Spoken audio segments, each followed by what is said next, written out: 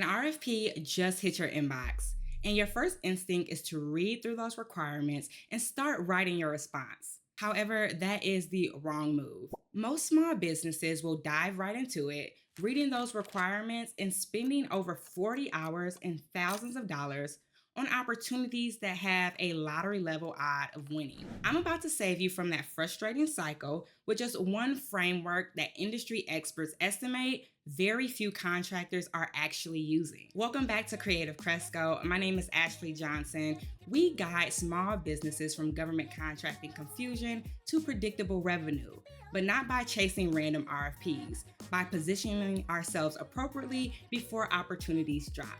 And today we're covering what to do when an RFP hits your inbox. Industry research shows that about 20% of small businesses are using a formal go, no go process. So that means about 80% of small businesses are just winging it and wondering why they're still losing. This really builds on the marketing intelligence piece that we cover in the Stop Chasing RFPs video. So make sure that you check that out. I'll have it linked down below. In that video, we did talk about quality over quantity, and that really goes into play here because that doesn't just pertain to how many opportunities we pursue, but also about making smarter decisions. Before you invest a single hour in proposal writing, these 5 questions will save you from what industry experts estimate anywhere from $2,000 to $10,000 per response. And that's money most small businesses cannot afford to spend on opportunities they cannot win. Let's go ahead and dive into that 5-question framework. So starting off with question number 1, do we actually want this client?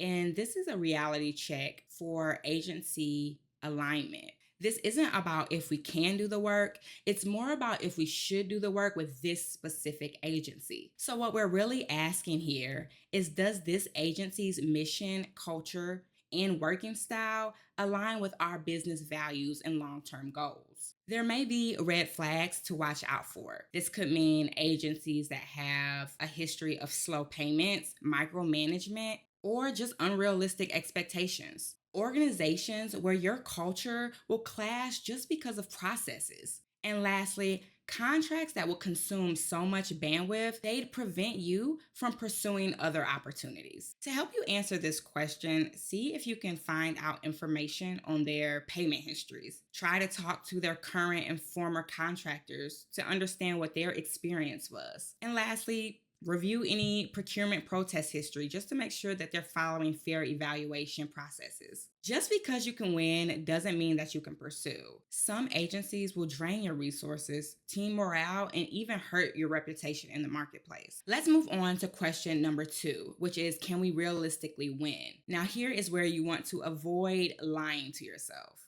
Just because an opportunity fits your capabilities doesn't mean you have a fair shot of winning. Some competitive intelligence you'll need to make this decision is, who is the incumbent and what was their performance record? Who are the likely bidders? Are there any obvious teaming relationships in place? Or does this scope favor a particular firm or type of approach? If this is the first opportunity you've pursued from this agency, understand that you're already at a disadvantage.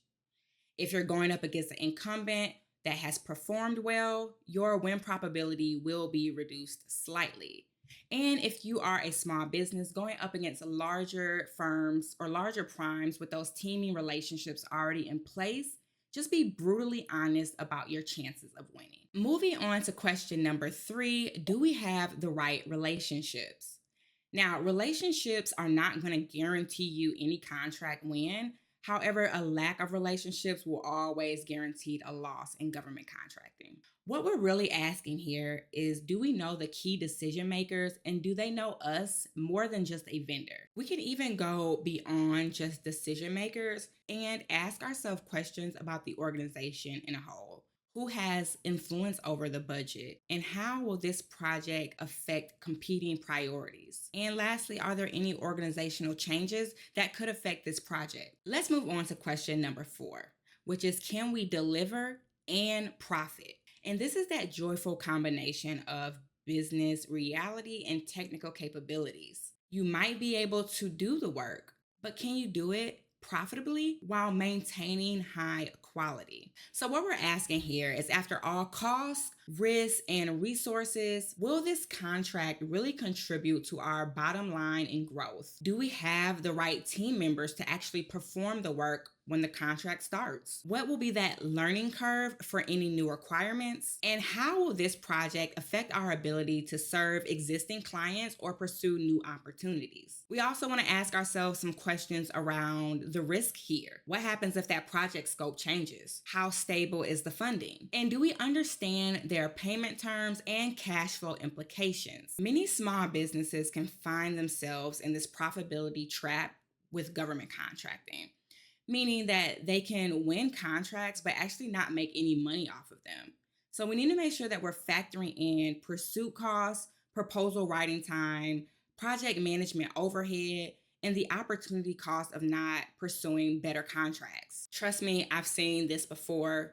Small businesses win contracts that nearly bankrupt them.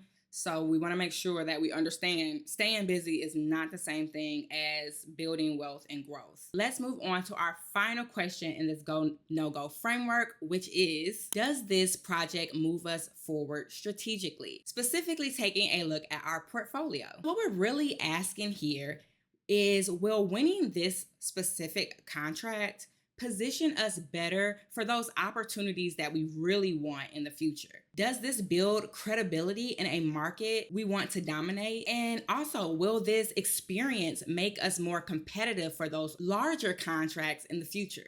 Will this contract create those relationships that could lead to better opportunities? And lastly, will it enhance our past performance in meaningful ways? Here's where we also want to look at kind of our portfolio balance. Will this project diversify our revenue streams? Or will it create dangerous concentration? And lastly, how does this work fit into our existing portfolio? We kind of touched on this earlier in the prior questions, but here again, we want to visit that opportunity cost. What else could we pursue with the same amount of time and the same amount of resources? Is this the best use of our business development budget? And finally, are we just saying yes to this because it's available or because it's strategic? Now that we have our 5-question go, no-go framework in place, let's briefly go over how we're going to use this framework. When that RFP comes across our desk, we do want to make sure that we're spending time reading those requirements. After, we're going to go through and answer each question. If we cannot say yes to at least 4 out of the 5 key areas, I would recommend passing on the opportunity. For those borderline opportunities, I would recommend assigning a probability percentage. So if your combined confidence across all key areas is less than 70%, redirect your energy to another pursuit. And lastly, make sure you're documenting your reasonings. Track your go, no-go decisions and their outcomes to be able to improve this framework and expand it over time. The bottom line here is, every hour that you spend chasing wrong opportunities is an hour not spent positioning yourself for the right ones. This framework that we came up with is not about finding those perfect opportunities.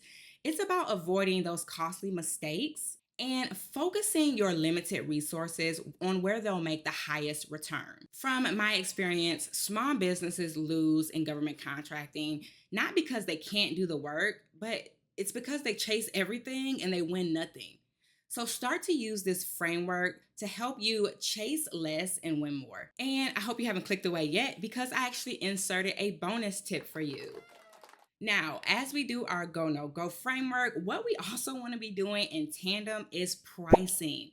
I find so many of our small business clients think that they can wait until the proposal is completely written to start on their pricing, and that is completely backwards. A lot of industry experts from the proposal management field agree that pricing should be developed alongside the solution. When you leave pricing for last, what you're going to do is you're probably going to overpromise and lose money, or you're going to price yourself out of the competition completely. And obviously, neither is going to win the contract. Before we write one single word about our amazing approach, we need to understand our direct costs. So our labor, materials, and equipment, and even our indirect costs. such as overhead and administrative expenses. A construction company bidding on a government project doesn't guess about materials costs, and neither should you. Here's the non-negotiable. Make sure that you understand your real costs before you commit to anything. Whether that target margin is 5% or 25% is going to depend on your industry, your strategy, and what this is going to do for your long-term positioning. So let's stop the RFP chase and start making those smarter strategic decisions. The research is clear. Only 20% of small businesses are actually using a formal go, no-go process. So that means implementing the framework that you learned today will immediately put you ahead of 80% of the competition. So if you'll like a copy of our complete go, no-go decision template, make sure to click that link down in the description box. If you're getting value from this video, make sure you're subscribed not only to our YouTube, but our weekly newsletter where I share tips and insights that don't make it into every video. And also check out the Creative Cresco Insights blog, which will be linked below. We also have a ton of step-by-step guides and templates you can use specifically for qualifying opportunities. I will see you guys in the next video.